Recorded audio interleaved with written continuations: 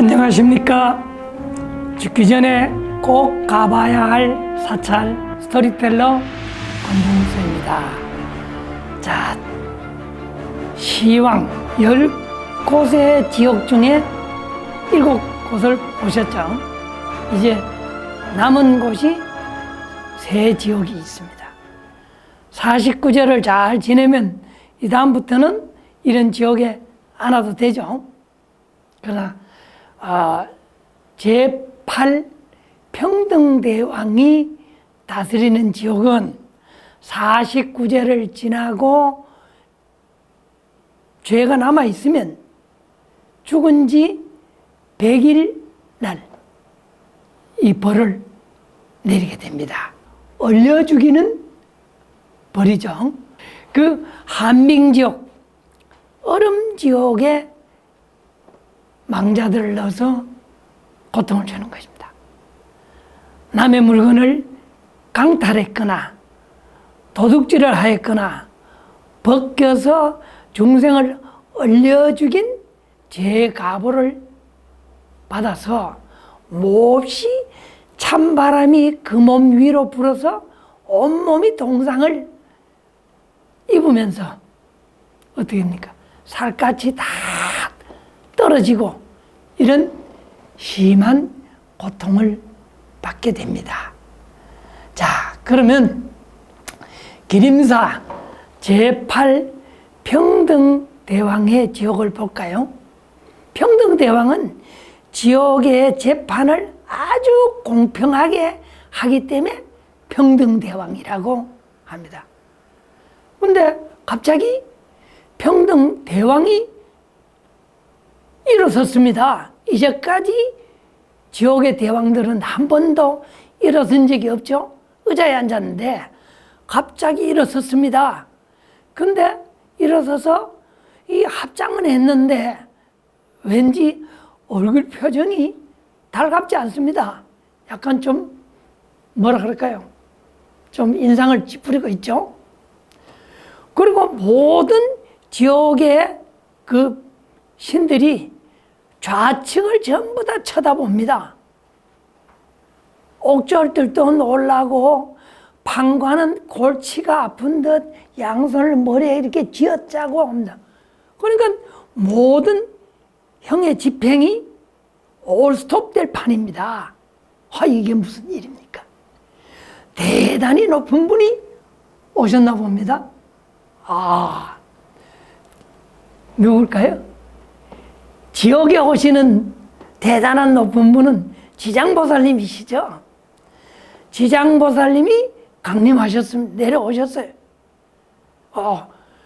그래서 이거는 잘못됐으니까 판결을 다시 하시오 하고 말씀을 하려는 순간 그 밑에 있던 형 집행관 그 옥졸 2사람은 얼른 죄목을 두루마리에다가 적고 어디에 그 천칭 이 저울 있죠. 저울 위에 올려놓고 저울을 달아서 형량을 확정해 버립니다. 지장보살님이 개입할까봐. 그러면 좌측의 판관은 저울 눈금이 맞는지 빨리 확인을 합니다. 근데 여자 죄인들은 이거 살았다 싶어서 합장을 하고 지장보살을 부르고 있고 칼을 쓴 남자 죄인들은 순식간에 이 지장보살님이 오셔서 형을 면제해 주거나 감량해 주는 것이 아니고 그냥 형을 정해버리니까 순식간에 정해진 형량에 놀라서 크게 당황하고 있는 그런 표정이 나옵니다. 그러니까 얼른 또 옥졸은 형을 집행합니다. 찬바람을 입으로 불어가지고 그 얼려버리는 한빙지옥의 형 집행을 서두르고 말았습니다. 이 지옥을 보면 지장보살님의 지옥 중생 구제가 얼마나 어려운지 알 것 같습니다. 왜냐? 이 말을 지장보살님 말도 안 듣고 자기네가 그냥 그냥 막 후다닥닥 해치워버리는 거죠. 참 안타까운 일이 벌어졌습니다. 자, 다음은 9번째, 제9 도시대왕의 지옥을 가보겠습니다. 사람이 죽은 지 1년째 되는 날, 옛날 이 말로 하면 제사를 지낼 때 소상이라 그러죠. 이날 이 죄를 심판하는 왕입니다. 이 도시대왕은 죄인을 뭡니까? 압사시키는 퇴갑지옥을 관장합니다. 큰 둘산을 둘이 보게 해서 그 망자를 이 안에다 넣고 들어가기만 하면 산이 저절로 합쳐져서 망자의 몸은 뼈와 살이 쌀아기처럼 부스러지고 하면 산은 본래대로 또 돌아갑니다. 그러니 그런 것을 수십 번 하니 그 고통은 이루 말할 수가 없으나 여기서도 죽지 않습니다.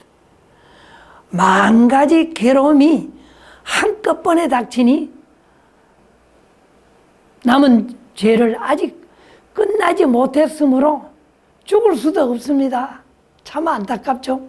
그러니까 우리는 지옥 안 갑니다만은 지옥 갈 사람들에게 잘 좀 얘기를 해줘야 될 것 같습니다.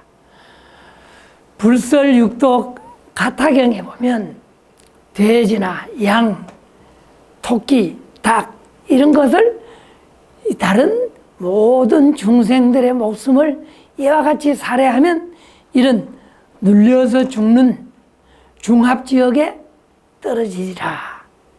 이 악취에 떨어지면 무산들이 모두 합쳐져서 몸을 부수어 그 아픔과 괴로움을 감당할 수 없으니 이런 까닭에 둘이 합쳐진다 해서 크게 중합지옥이라고 한다고 경전은 이야기하고 있습니다. 자, 그러면 지장보살님은 합장한 채 죄인을 그냥 바라볼 수밖에 없습니다. 멀끔히 바라보면서 이 고통을 없도록 이렇게 지장보살님은 열심히 기도를 하고 있고, 형벌을 기다리는 죄인들은 정신이 나간 듯 뭐 반정신이 나갔겠죠. 소리를 지르고 그 지옥의 고통에 놀래서, 그러나 그 지옥을 관리하는 무심한 그 지옥의 녹사나 판가는 아무 일 없다는 듯이 자기들끼리 이야기를 나누고 있습니다. 남의 고통은 나하고 상관없다. 아니죠. 불교는 남의 고통도 내 고통처럼 엮여서 돌봐줘야 된다고 얘기를 했습니다. 이렇게 쉴 사이 없이 고통을 주자니 옥졸도 힘이 들었나 봅니다. 산처럼 생긴 디딜방아 앞머리에 옥졸은 방아틀을 잡고 그냥 내리누르고, 죄인들이 또 나오지 못하도록 밑에서는 갈쿠리로 또 밀어 넣습니다. 죄인들은 또 나가려고 발버둥을 치는데 뒤쪽에 또 이 방아를 당기는 옥졸 2명은 큰 산을 건장한 팔로 당겨서 디딜 방아를 찢습니다. 자기도 힘들겠죠. 산을 옮기자니 디딜 방아로 만들어서 그 눈이 튀어날 정도로 힘을 씁니다. 이런 몸서리 치는 지옥의 고통은 살아생전에 쌓아둔 악업의 결과입니다. 함께 사는 아름다운 세상을 위해 노력한다면 지옥을 두려워하지 않아도 됩니다. 누구를 믿지 않아서 지옥에 가는 것이 아니라 스스로 지은 악업으로 인해서 스스로 지옥에 가는 것입니다. 우리는 두려움이 자기 자신으로부터 생긴다는 것을 잘 알아야 됩니다. 자, 이제 마지막으로 3년상 때 치르는 지옥을 보겠습니다. 보통 옛날에는 이제 상을 초상, 3년상 해서 그렇게 치르죠. 그게 10번째 오도전륜 대왕이 다스리는 지옥입니다. 이날은 망자의 심판을 이제 다 끝냅니다. 9단계의 죄를 받은 심판은 마지막으로 이 태어날 곳을 여기서 정합니다. 시왕 가운데 오도전륜대왕만 이 보관의 날개를 달아서 중생들을 다음 세계로 이 보내는 역할을 하는 왕임을 알 수가 있습니다. 그래서 재판이 끝난 후 판관의 확인하에 다시 육도윤회의 길을 떠나게 됩니다. 옥졸은 이미 판결이 끝난 망자에게 말의 가죽을 씌워서 윤회판으로 던져 보냅니다. 탄건을 쓴 양반, 아녀자도 다음 생을 받을 준비를 기다리고 있습니다. 또 한편 옥졸은 망자의 머리채를 잡고 호랑이 가죽을 들어서 이거 씌워도 되는 거죠 하고 판관의 확인을 기다립니다. 좌측에 마두옥졸, 말머리를 한 옥졸은 칼을 쓴 망자의 순서를 이제 기다리고 있습니다. 자, 이곳 제15도 전륜대왕 지옥에서는 이렇게 윤회의 바퀴를 굴려 다음 생을 결정합니다. 이렇게 지옥에서 죄를 마치면 중음신이 돼서 몸을 받고 다시 업행을 지어서 지옥, 아기, 축생, 인간, 아수라, 천상인 육도에 태어난다고 문지옥경에서 말하고 있습니다. 자, 머리가 둘 달린 옥졸이 발로 육도윤회 판을 막 돌립니다. 그러면 망자는 자기가 남은 업에 따라서 이 옥졸의 머리 위로 나타난 육도윤회 장면의 그 기운으로 쑥 이제 사라지게 됩니다. 그런데 말입니다. 이제까지 지옥에서 고통을 받았는데 아직 업이 남아있어 다시 지옥을 간다면 어떡하죠?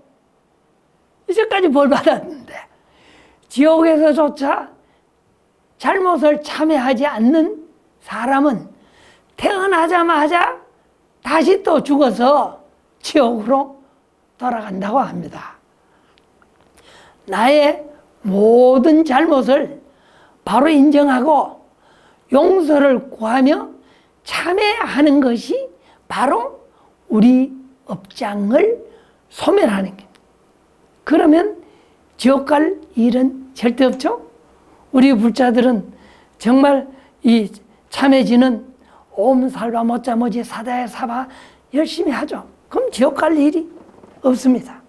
자, 우리가 생각하는 지옥은 너무나 엄정하고 무섭다는 생각을 하기 쉽습니다. 그러나 우리 조상들이 느낀 지옥은 그것만 있는 것이 아니라 숨 쉴 만한 여유와 해악을 지니고 있어서 또 지옥도 볼만합니다. 이러한 지옥의 모습은 다음 생에 받을 과보를 떠올리게 합니다. 살아생전 지옥을 우리는 미리 봄으로 인해서 아름다운 세상을 꿈꿀 수 있는 것이라고 느낄 수 있는 것이 기림사의 지옥 시황도입니다. 자, 잘 보셨습니까? 좀 겁도 나죠? 겁날 일 없습니다. 우린 지옥 안 가니까. 자, 이제 죽기 전에 꼭 가봐야 할 사찰 스토리텔러 권중서였습니다.